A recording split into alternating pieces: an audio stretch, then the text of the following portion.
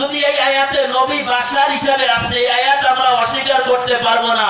নবী মানুষ হিসাবে বাশার রূপে আইছে, ঠিক আছে, আমাদের সাথে নবীর সাথে তুলনা দিলে ঈমান থাকবে না। প্রশ্ন থাকতে দলিল সূরা মুমিনের 34 নম্বর আয়াত, ওয়ালাইন আতাতুম বাশারুম মিসলুকুম ইন্নাকুম ইযাল্লা খাসিরুন। হে দুনিয়ার মানুষ, আমার বন্ধু তোমাদের মতন না, তোমাদের মতন একটা মানুষের অনুসরণ করলে তোমরা ক্ষতিগ্রস্ত হয়ে যাবা।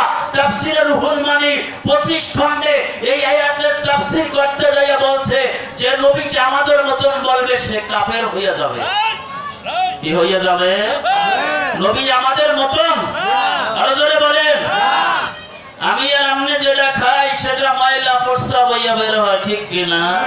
আমার নবী যেটা খাইতো বাবা সেটা নূর হইয়া বের হইতো। নবী আমার মতন মানুষ। আচ্ছা ঠিক আছে, নবী তো জমিনে দাঁড়াই আসমান 2 খণ্ড করছে, তুই ঠিক কইয়া দে,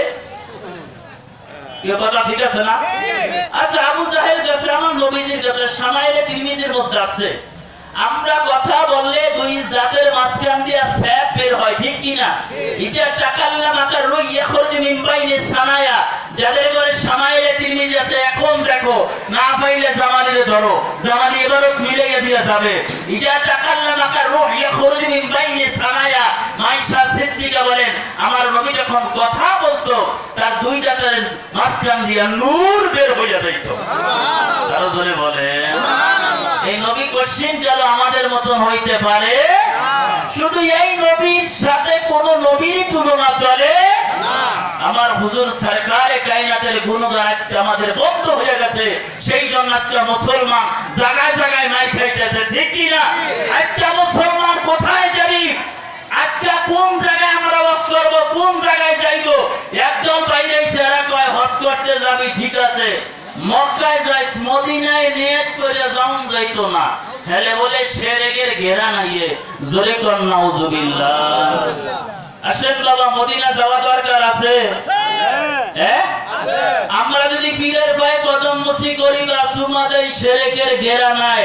ওই যে তুই যাইয়া মক্কার মধ্যে যে পাথর সুমা দেস, এইটা তো কেয়ার সুন্নাত আমার দয়াল নবী।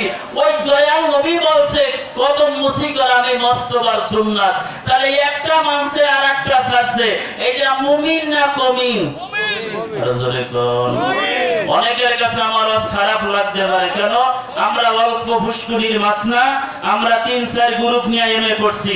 যদি কেউ সঙ্গ থাকে কিতাব ধরো, যেইগুলো পরে মুক্তি হয়েছে, কাওয়াইদুল ফিক, উসুলুল ফিক, তালিমুল ফিক, হুজ্জাতুল ফিক, বুখারী আউয়াল সানি, কিতাবগুলো দেখো। বাবু সালাত অফতার ইবারত হাদিস সহিহ বুখারী। আমরা নামাজ পড়তে গেলে পিছনে কি হয় বলতে পারি না, ঠিক কি না? আমার নবীজি বলেন আকিমুস সুবুবাকুম ফাইন্নী ওরাইকুম মিন ওরাই। ও সাহাবায়ে কেরাম, তোমাদেরকে আমি বলে দেই, তোমরা মনে কইরো না আমি শুধু মুস্তফা নামাজ পড়ি, আমি সামনে যেভাবে দেখি পিছে সেভাবে দেখি, ডানে দেখি বামে দেখি, উপরে দেখি নিচে দেখি, আমি মুস্তফার প্রাণ নিচে হাউজে কাউসারের পানি আপডাউন করে জোরে জোরে সুবহানাল্লাহ। সোনার মদিনা আমার প্রেমের মদিনা, সোনার মদিনা আমার প্রেমের মদিনা। সব বলিব কিন্তু তোমায় বলতে পারি না, সব বলিব কিন্তু তোমায় বলতে পারি না। বলিনি বলবো না বলতে পারি না, বলিনি বলবো না বলতে পারি না, সব বলিব কিন্তু তোমায় বলতে পারি না। সোনার মদিনা আমার প্রাণের মদিনা, সোনার মদিনা আমার প্রাণের মদিনা। সব বলিব কিন্তু তোমায় বলতে পারি না, সব বলিব কিন্তু তোমায় বলতে পারি না। জোরে জোরে কোন সুবহানাল্লাহ। এই নবীরে ভোলা যাবে? আরো জোরে কোন। আমাদের সামনে আওলাদে রসুল আইছে, তাদেরকে ভোলা যাবে? যাবে না।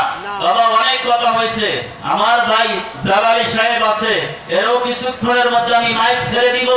আমি একটা কথা বলি, আল্লাহর ওলিদের কাছে যাবেন, এখন একদল বের হইছে কোরআন হাদিস পড়ছি, আবার পীরের কাছে যাইতাম কা। কেউ আছে না? কথা বল না কা? কোরআন হাদিস পাইছি, আবার ওলির কাছে যাইতাম কা। এই নাদানেরা কোরআন শরীফ পড়ে নাই ঠিক মতো। আতিউল্লাহ ওয়া আতি রাসূল উলিল আমরি মিনকুম, উলিল আমরি মিনকুম তোর কি ঠালু লাগে? কথা বুঝেন নাই? উলিল আমরে মিনকুম, উলিল আমরে কি তোর ঠালু লাগে?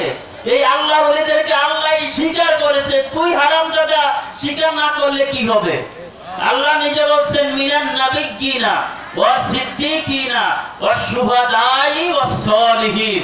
এই চার শ্রেণীর সাথে সম্পর্ক রাখলে হাসরের ময়দানে আমি আল্লাহ তোদেরকে একটা নাজাতের ব্যবস্থা করে দিব।